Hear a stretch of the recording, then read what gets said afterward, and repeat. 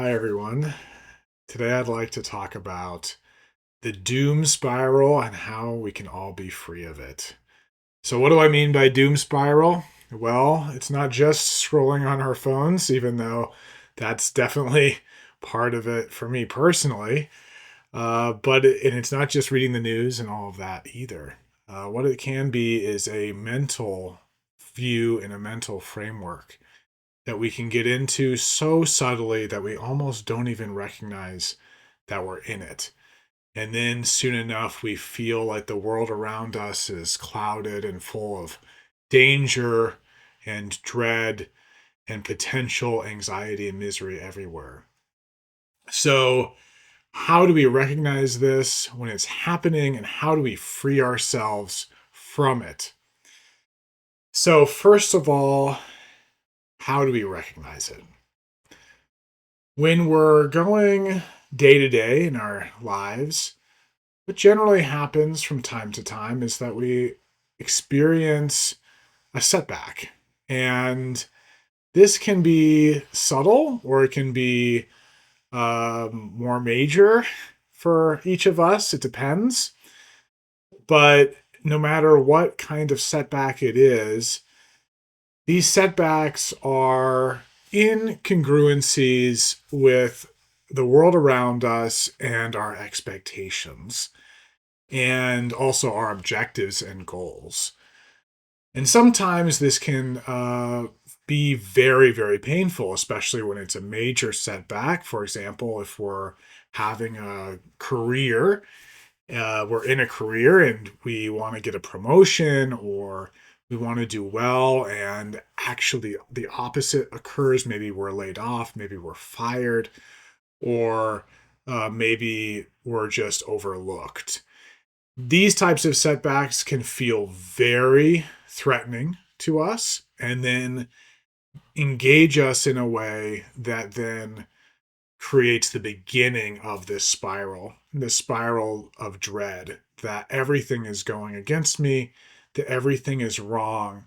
And then we will experience that more and more. We will observe that more and more in our lives. Some of the more subtle setbacks can be very difficult to see.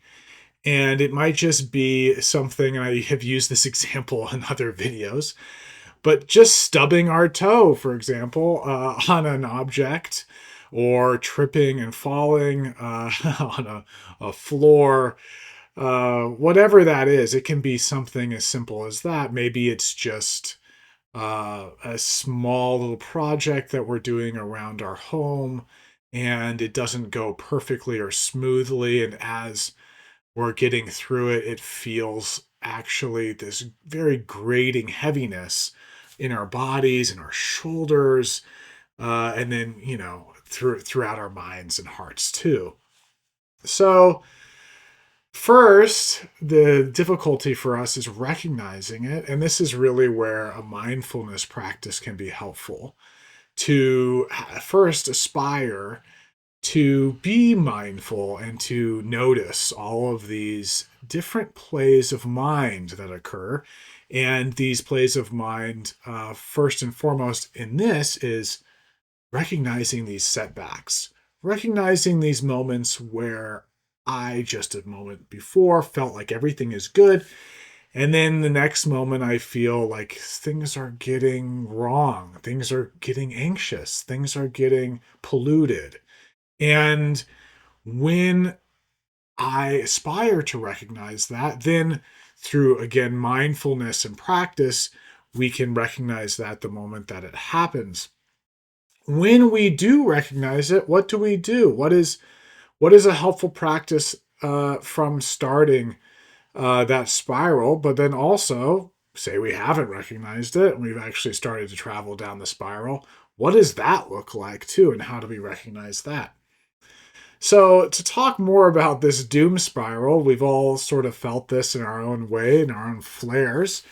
But what that is a trend of these types of setbacks. And again, it might involve a major or a subtle setback, but then we start to observe that there's many different things that aren't going right in our lives. Maybe we've expected things to go smoother. Maybe there are things that we believed were going to occur that then didn't in a timely manner, maybe, or even at all. So each of us, what we can do is explore what those things are in our lives. And we'll all be a little different. Some of us, it'll be very activity based. Other people, it may actually be something that's tied to our identity, or something that we feel is an insecurity, something in ourselves that we don't maybe feel that we do very well, or that we're not very good at. So again, whenever we observe examples of that manifesting in our lives, then we might beat ourselves up over that. And for others, it might actually be that we feel like the world itself is wrong. Maybe we feel that we're good and the world around us is not as easy and streamlined as we'd like. And then that causes us some sort of angst and dread. And then as we start to see these trends in our lives, we then get caught up in what I'm talking about when I mention the term doom spiral.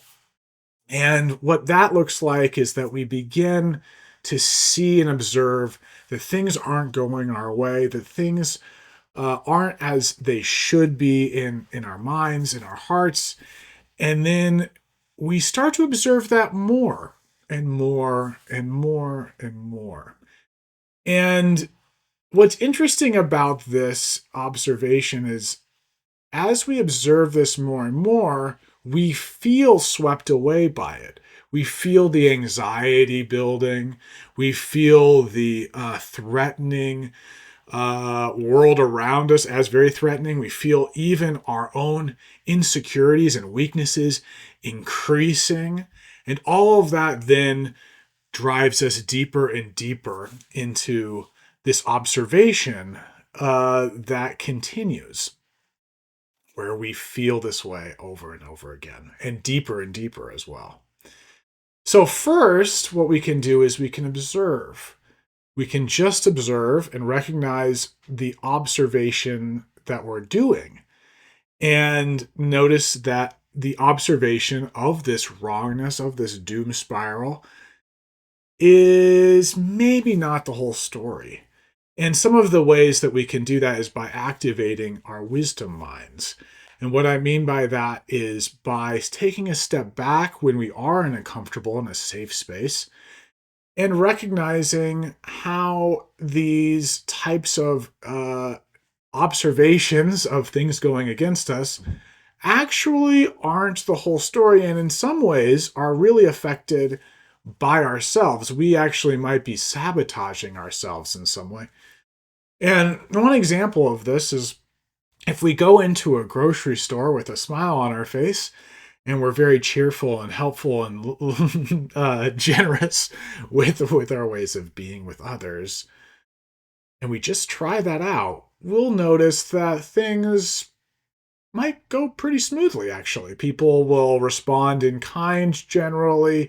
Maybe there may be some minor hiccups, but in the end, we'll probably have a smile on our face on our exit. But if we have an anxiety response that's threatening, that we feel very threatened by as we walk into the grocery store, we feel like things aren't going well for us that day, we actually have the opposite occur. And we can actually observe this in others. We've been around these types of people, and especially when we're in a doom spiral, we actually feel very sensitive to that kind of energy. So we can really, really observe that people that are negative around us, that are very anxious, are kind of freaking us out when we are very sensitive and in this doom spiral way.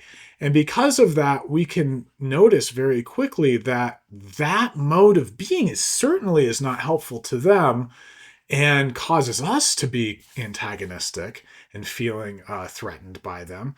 So then we can also reverse the roles. When we're like that, for example, they will also feel like that. Others will also feel threatened by us if we are putting out this vibrational energy, or whatever we want to call that, this anxiety into our world around us. If we do that, it can be very disturbing and distressing to others. So, first, recognizing that and recognizing the reality of these two parallel universes.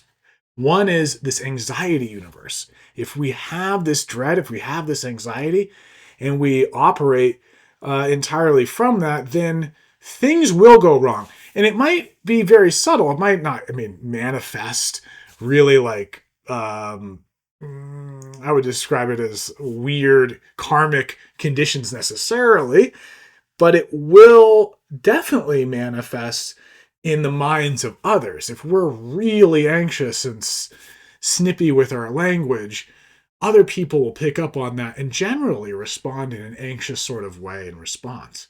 However, if we are not like that, then it can actually undo some of that. So first is just recognizing the circumstances, recognizing that we are in a doom spiral and that it's not helpful per se. It's not maybe, it's actually self-manifesting, and it doesn't have to be self-manifesting in that way if we change our minds. So recognizing if we change our minds, if we change our attitudes from anxiety and dread and doom to cheerful and relaxed, that will already make a massive change. Now, secondly, is something that is a little bit deeper in terms of a practice for this, and it is somewhat counterintuitive in some ways, because what we're trying to do is actually solve a problem for us, for as we're experiencing this doom spiral. But this one is one of the best ways to solve this doom spiral, as we just saw with this example of going into a grocery store, being anxious or being friendly, is by cultivating a friendly and compassionate attitude towards others. And this can be, as I said, counterintuitive. And the reason it's counterintuitive is because we feel like we're not really looking after ourselves, especially in a time when we feel very threatened. And so it can be very hard for us to do this. But if we have some confidence in the wisdom that we just saw in being friendly, is definitely going to help break us from our dread and also cultivate better experiences for ourselves, then we can be bolstered by that wisdom and then move forward in a way that is more compassionate. And it can be something that we do in very small baby steps. Maybe if for us, what we do is we just say hello to the cashier. Maybe we don't say hello because we're just so burdened. We've never said hello to a cashier before. Or maybe if we've already said hello and we're generally fine with doing that, maybe we ask them how they are, or wish them well in some way. Wish them at this time of year happy holidays, or whatever that is, and say to them and greet them in a way that's friendly. And then as we build up upon that practice, we then can emanate out from us this attitude of putting ourselves in other people's shoes, sending them out from our hearts and our minds, well wishes for the day. May you be happy. May all of these people have harmony in their lives. And then as we do that more and more and more, that will then affect our appearance. We will be friendlier. We will have smiles on our faces. We will feel less doom and less dread. That is a practice that we can engage in. And again, it can start so small, and then we can just mindfully increase it week after week, month after month. And as we do that, it will grow into something that also then returns back, as religious folks say, blessings, but also, good energy and good experiences in a more mundane sense.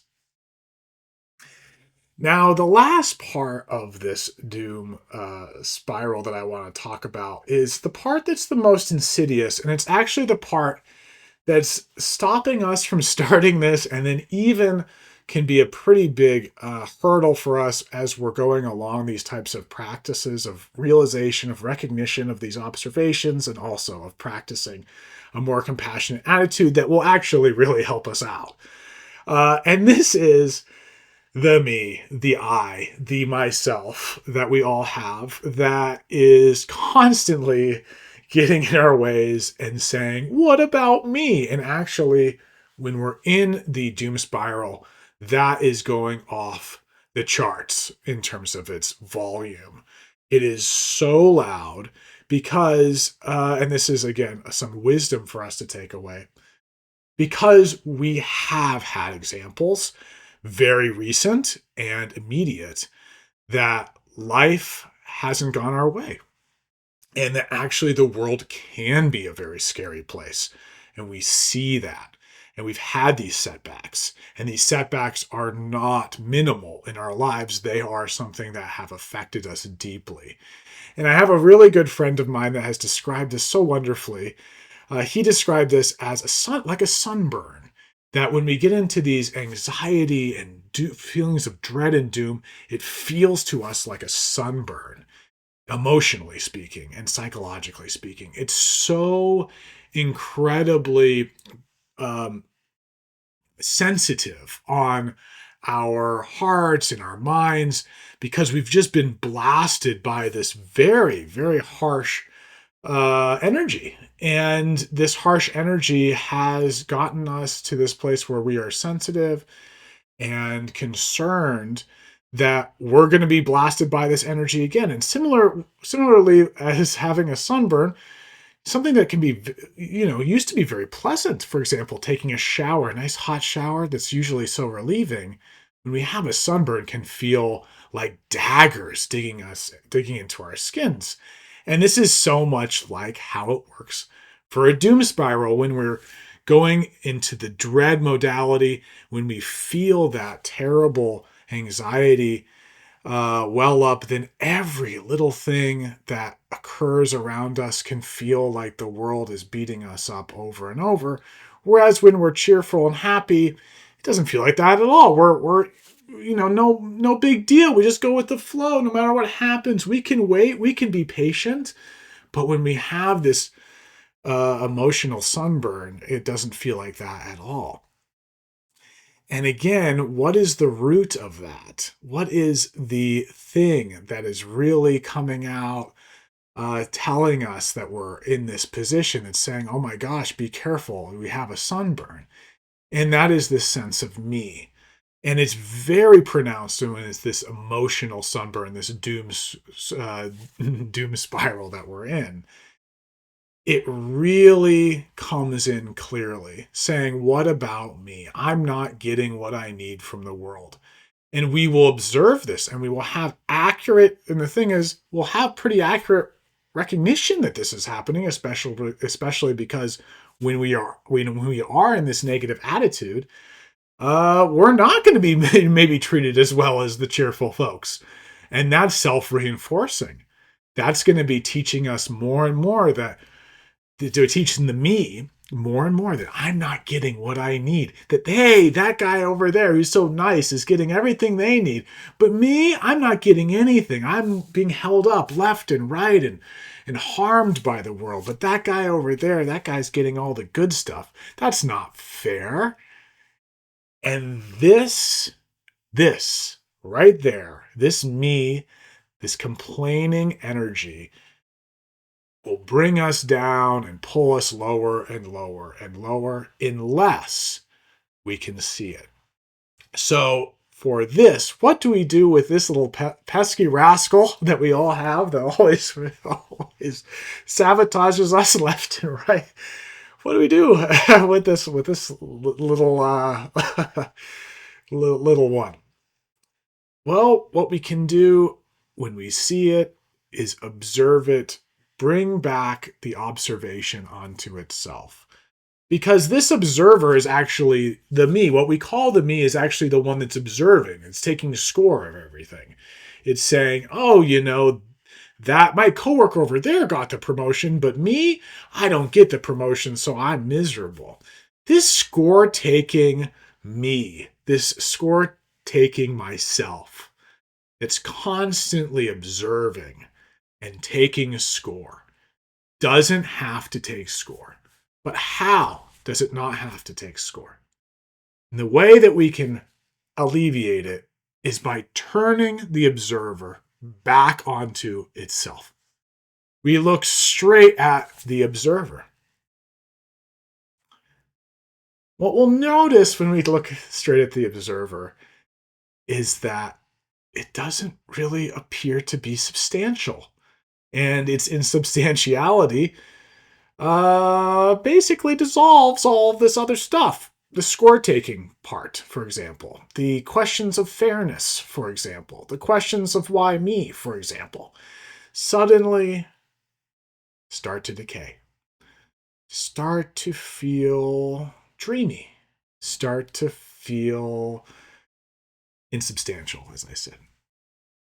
So if we make a habit when this pesky rascal pops their head up and says, why me? Why is this going so badly? Why is everything so bad?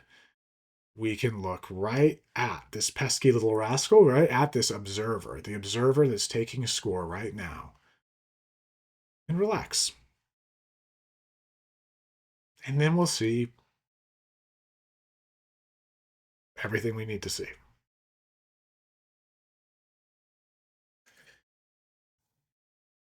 That will get us through all of the hurdles. Because there will be times when our patience, when our faith or our confidence in being a nice person is faltering and falters. And when that me and myself screams really loudly, we all have those moments. And the only thing we can do in those moments is let them pass. There's not much else we can do. Our practices maybe aren't going to be strong enough in those moments. Eventually they will. We'll make good habits eventually. We'll keep habituating the right things. But if we're doing long-term practice, it's going to need a lot of patience. And the best way to cultivate that patience is when the pesky rascal of me and myself pops up, we look right at it. Rest. That will get us through to the next moment. If we can take a deep breath, that's cool too. Maybe take a deep breath too. But some of us, we won't be able to do much else. We'll be in the middle of a panic attack for some of us. Maybe we'll be, anxiety ridden. It will be the worst day of our lives. Right then and there, when that pesky me and myself is screaming the loudest, telling us to do all sorts of crazy things, to say all sorts of crazy things, to sabotage our entire lives. Right then and there, look right at it, right at the observer, and rest. That will take you through to the next moment so that you can keep making a habit of being a nicer, kinder person, which will eventually transform your life, will eventually transform your interactions, will eventually transform those around you, and make your life a lot less anxious, a lot less doom spirally, and actually create a spiral in the opposite direction. So thank you so much for listening today to all of this stuff. Wish you all of the best. I hope that there's something in this that helps you immediately. If you are going through the doom spiral, recognize that we all go through it. And there's not one person on this earth that hasn't. And the only way out is to build better habits long term. It does work, trust me. It really does. And then in the meantime, look right at that me that's complaining so much, that keeps on complaining and telling you that you're threatened and have a big sunburn, and rest. Try it out. Leave us some comments. Tell us what you're going through. It's okay to vent. We're here. We're here for you.